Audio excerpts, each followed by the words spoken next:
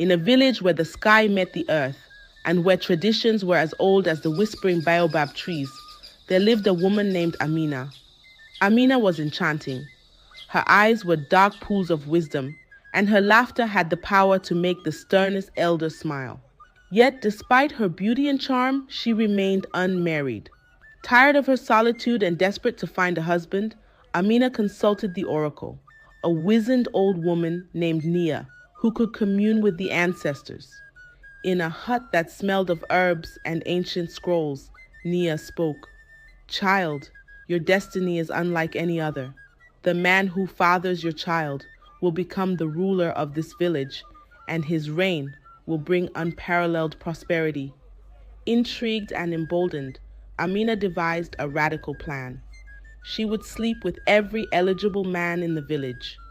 This way, she reasoned, she would not only find her destined husband, but also secure the best future ruler for her people. As weeks turned into months, the village began to buzz with rumors. Amina's unconventional search for a husband became the talk at every gathering around every fire. Finally, Amina found herself with child. She was radiant, her belly round and full, a living testament to the prophecy. As her due date approached, tension thickened in the air. Each family with an eligible son began to claim the unborn child as their own, laying their stake to the future chieftainship. In the middle of this maelstrom, Amina gave birth to a healthy baby boy. The village rejoiced, but the joy was short-lived, for the next problem was immediate and pressing. Who was the father of this child born to rule? Elders convened, wives gossiped, warriors sharpened their spears. Everyone had a theory, and every man wanted a test. The village was on the brink of a civil war, and only the true identification of the child's father could bring peace. Yet Amina remained serenely confident. She knew that the prophecy would not fail her, nor would it fail her people. And so, with her newborn son cradled in her arms, she awaited the revelation that would change the fate of her village forever. A week had passed since the birth of Amina's son, whom she named Tariq, meaning he who knocks at the door. It seemed as though Tariq was indeed knocking at the door of a new era for the village, one fraught with uncertainty and anticipation. The Council of Elders, the esteemed body responsible for making major decisions in the village, convened under the oldest baobab tree. Its gnarled branches seemed to sag with the weight of the momentous decision ahead.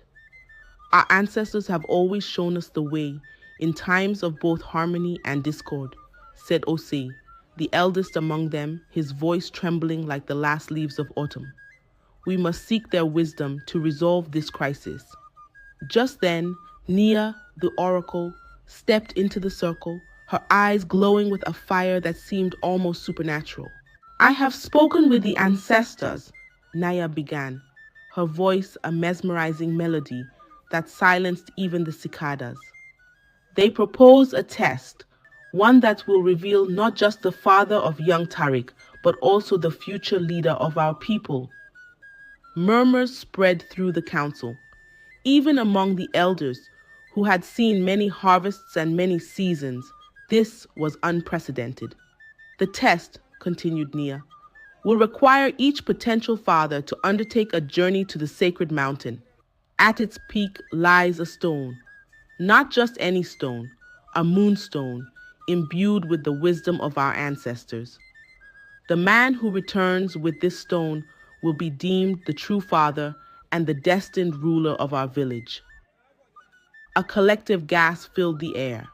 The sacred mountain was a place of many perils, wild beasts, treacherous terrain, and above all, spiritual trials that could break even the strongest will. Yet, the Council of Elders knew there was no other way. After a moment of ponderous silence, Osei spoke. "Then it is decided. Each claimant will set forth at dawn 3 days hence.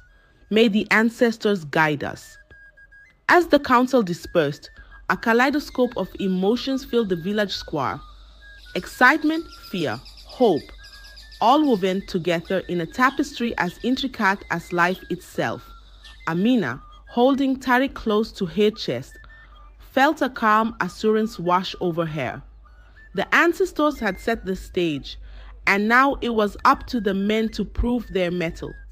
But even she couldn't foresee the twists and turns that lay ahead, for the journey to the sacred mountain was one that would bring surprising revelations, ones that would change the village and its people in ways they had never imagined. As dawn broke 3 days later, a sense of expectant hush enveloped the village.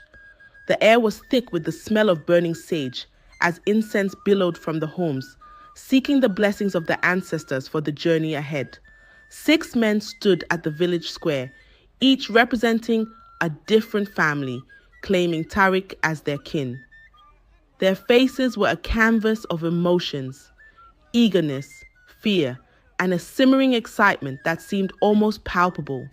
Amina, cradling Tariq in her arms, watched them quietly. Her eyes met each of theirs, a wordless message that seemed to say, "May the best man win." With a blow of a horn and the beat of drums, the journey began. Each man carried a satchel filled with offerings, kola nuts, palm wine, and sacred amulets to honor the spirits of the sacred mountain. The path was laden with challenges, both physical and mystical. Rivers that twisted like serpents, forests that whispered secrets, and caves that echoed with the laughter and cries of forgotten souls. However, the real test lay at the foot of the sacred mountain.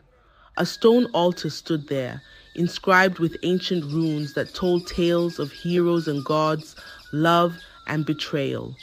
Beside the altar was a pool of water, so clear it mirrored their deepest fears and desires. As the men reached the altar, a voice echoed around them, a voice so ethereal it seemed to belong to the mountain itself. "Offer what you value most, and you may proceed," the voice resonated, filling the air with an unspoken gravity. One by one, the men approached the altar. Some offered gold, others heirlooms passed down through generations. But nothing happened. The way to the peak remained sealed, as if mocking their futile attempts. Finally, it was Django's turn. Django was not the wealthiest or the strongest among them, but he was known for his wisdom and humility. Instead of placing an object on the altar, he knelt and offered a prayer for the village, for Amina, and for the unborn generations who would inherit the earth. As he finished, the altar glowed a soft, radiant light, and the path to the peak opened up as if summoned by his sincerity. Awed and humbled, the men followed Django as he led the way. The weight of their journey seemed a little lighter, the resolve a little stronger, bound by the newfound understanding that true leadership required more than just wealth or strength. It required the wisdom of the heart. The ascent up the sacred mountain was unlike any other climb. Every step seemed to be a dance between the earthly and the divine, where physical exertion met spiritual enlightenment. The men felt their breaths grow shorter, but their senses heightened. Every rock, every gust of wind, appeared imbued with ancestral wisdom. Finally, they reached the peak, where the night sky seemed to be within arm's reach, twinkling stars bearing witness to this pivotal moment in the village's history. There it was, the moonstone glowing softly in the moonlight, almost as if pulsating with the heartbeat of the mountain itself. Django approached the stone first, his hands trembling as he touched its cool surface. The moonstone lit up, its glow intensifying into a radiant beam that shot up towards the sky, returning as a cascade of light that enveloped him. "Django, son of Kofi," a celestial voice echoed, "you have proven your worth. This child, Tariq, is yours, and you are destined to lead your people." Overwhelmed by emotion, Django fell to his knees. The men who accompanied him were silent, humbled and awed by the revelation. their prior envy and rivalry dissipating like morning mist. As they descended the mountain, the village came into sight, bathed in the soft glow of dawn. The men felt different, transformed not just by the revelation, but also by the journey itself. It was as if they had shed layers of ignorance and ego, revealing new skins of wisdom and humility. When they arrived, the entire village had gathered, the tension in the air palpable, a sea of faces, anxious and expectant. Django stepped forward, holding the moonstone high for all to see. "The ancestors have spoken," he declared. "I am the father of Tariq, and it is my destiny to lead this village." A collective gasp followed, then a roar of cheers and ululations. The elders nodded in approval, their faith in ancestral wisdom reaffirmed. Amina, with Tariq in her arms, walked over to Django.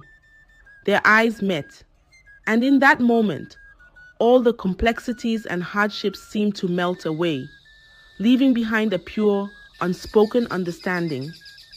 As Django took his son in his arms for the first time, the village erupted in joyous celebration, but Amina knew that this was just the beginning. They had averted a crisis and perhaps even started a new chapter in their history. But the real work lay ahead, in raising a child destined for greatness and leading a village towards prosperity.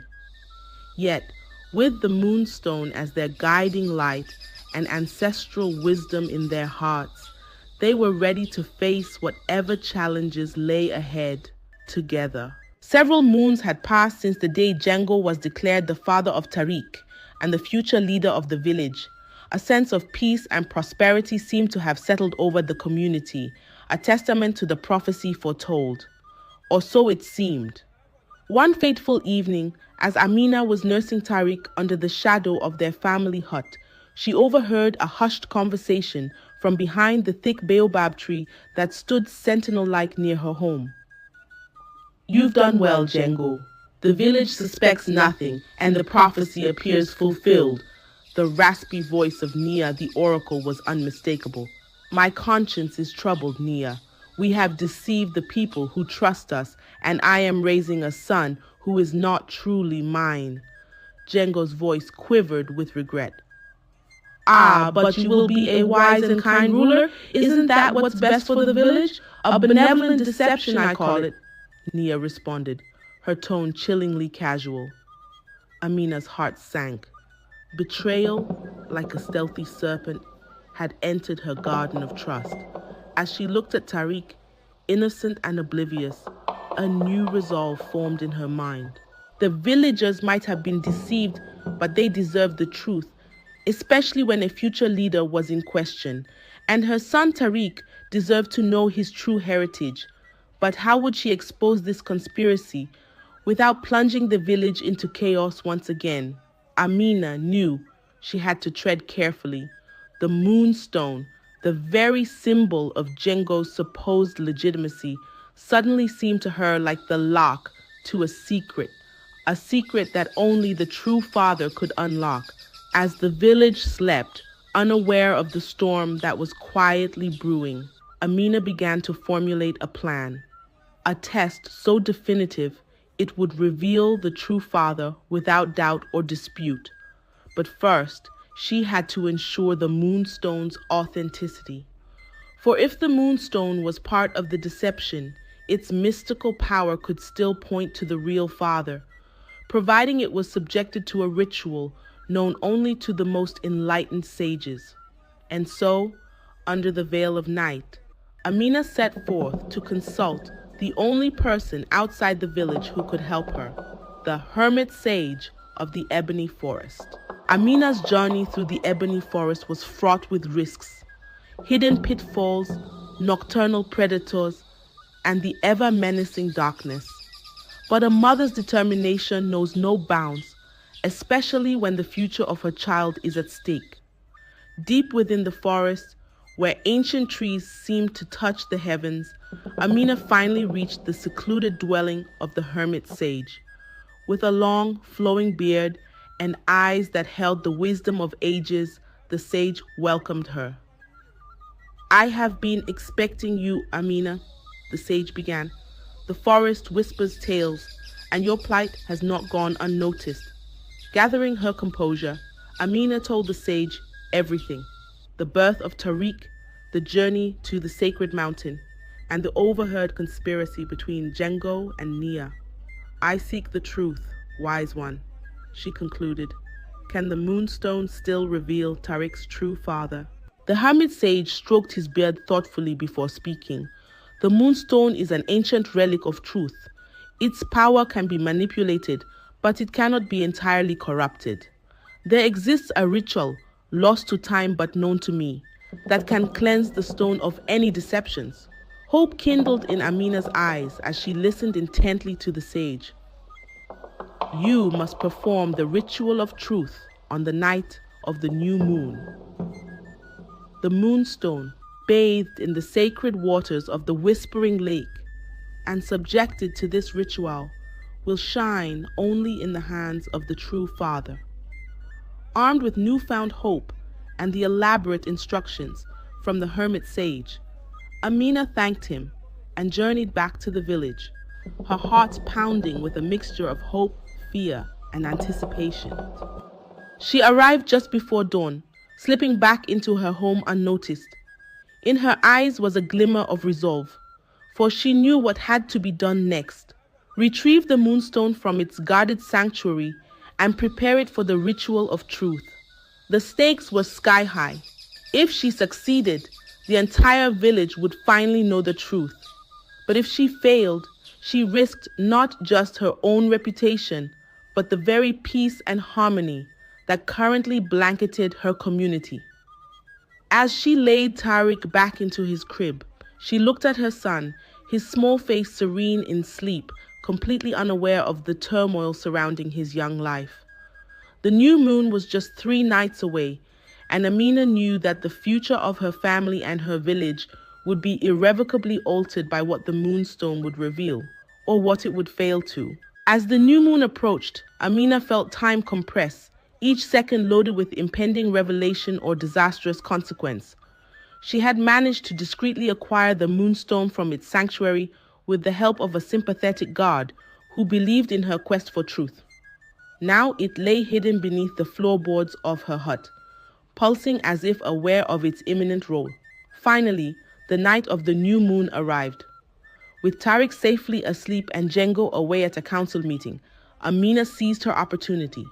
She unearthed the moonstone and set off towards Whispering Lake, a secluded body of water said to possess cleansing energies. Cloaked in darkness, her heart pounding in sync with her steps, Amina reached the lake and began the ritual of truth. She submerged the moonstone into the water, reciting the ancient incantations the hermit sage had imparted to her. As the last syllable left her lips, the moonstone glowed a soft white light, illuminating the dark waters. For a moment, Amina felt a ripple of energy course through her, as if the spirits of the lake whispered their approval. With the moonstone now cleansed and activated, she returned to the village, her every step shadowed by both anticipation and dread. Tonight, the village would gather for the Feast of Ancestors, a night of celebration, but for Amina, a night that would bear witness to either her ultimate vindication or her deepest disgrace. At the feast, as the villagers danced and sang, Amina revealed the moonstone, claiming it had been further empowered by the spirits for a special blessing. The crowd, high on communal fervor and intrigue, was eager to witness the spectacle. As per the ancient rites, let each potential father hold the stone, Amina announced, her voice unwavering. The true father of Tariq will activate its light. One by one, the men came up, each gripping the moonstone tightly. But the stone remained inert, its light dim, as if withholding its power. Finally, it was Django's turn. The crowd held its collective breath. Django held the stone, and it flickered but did not fully illuminate, Murmurs swept through the crowd, turning into exclamations of surprise and confusion. Before anyone could speak, a voice erupted from the back. Wait, the stone speaks not just to the hands that hold it, but to the eyes that meet it. Amina, look upon the stone. It was Nia, her eyes gleaming with a peculiar mix of fear and excitement. Amina lifted her gaze to meet Django's, her eyes then dropping to the moonstone. At that moment, the stone flickered violently and then went dark. Gasps filled the air. Django's face turned ashen. Amina's eyes met the crowd's, and in that moment, they all knew. Django was not the true father. The silence was shattered by Nia's maniacal laughter. You see, even the best laid plans falter before the will of the spirits. In the aftermath of the failed ritual, the village was consumed by a volatile mix of disbelief, anger, and urgent curiosity. The elders called for an immediate council meeting, its atmosphere charged with tension thicker than the humid night air. Nia was the first to speak, her voice dripping with a blend of regret and revelation. My fellow villagers, we've been entangled in a web of deceit. The spirits have spoken through the moonstone. Django is not the true father. However, this should be a time of awakening, not division. The council erupted into a cacophony of arguments and accusations. Finally, the chief elder, Mbaka, rose, his age-old wisdom commanding silence. Enough, he boomed. The ancestral spirits are not pleased with our folly. We must seek the truth and not let division tear us apart. Turning to Amina, he said, You've invoked the spirits and unearthed a terrible truth. What do you propose we do now? Amina's voice was firm. I propose another ritual, one that cannot be tampered with. Let every man in the village come forth and take an ancestral oath by the river of truth. There, they will declare their paternity, and the river, a divine witness, will reveal the true father. The council agreed, setting the ritual for the following dawn. No one slept that night, their dreams disturbed by whispers of scandal and winds of change. As the first light of dawn broke, the village gathered by the river of truth, its waters said to have been blessed by the gods. One by one, the men took the ancestral oath, swearing their innocence or guilt. Finally, it was Django's turn. He stepped forward, his eyes meeting Amina's. In that moment, Amina saw a flicker of something. Was it regret? Or perhaps a silent plea for forgiveness? Django dipped his hand into the river, solemnly reciting the oath. As he spoke, the waters around his hand churned ominously, but did not change color, the sign of a truthful oath. The crowd was in suspense, awaiting a divine sign. Just then, a cry erupted from the back of the gathering. All eyes turned to see a young man, Mazi, trembling as the waters around his submerged hand turned a radiant gold, the irrefutable sign of truth recognized in divine rituals. Mazi, son of Ogbo, Elder Mbaka, announced, You are the true father of Tariq, as declared by the river of truth. A collective gasp swept through the crowd. Mazi was one of the most reclusive men in the village, known for his quiet nature and rarely involved in communal affairs. As Mazi hesitantly stepped forward, Amina's eyes met his. In that brief connection, she saw flashes of integrity and sincerity, characteristics she had yearned for but not found until now. The revelation of Mazi as the true father shook the very foundations of the village. Murmurs echoed among the crowd as Mazi approached Amina and Tariq, his eyes full of humility and a quiet kind of strength. Elder Mbaka stepped forward, his presence silencing the crowd. The river of truth has spoken. Mazi is the father, and we must honor this divine verdict. He looked towards Django and Nia, his eyes narrowing. As for those who led us astray, they shall face the council of elders for their actions. Mazi took his place beside Amina and Tariq.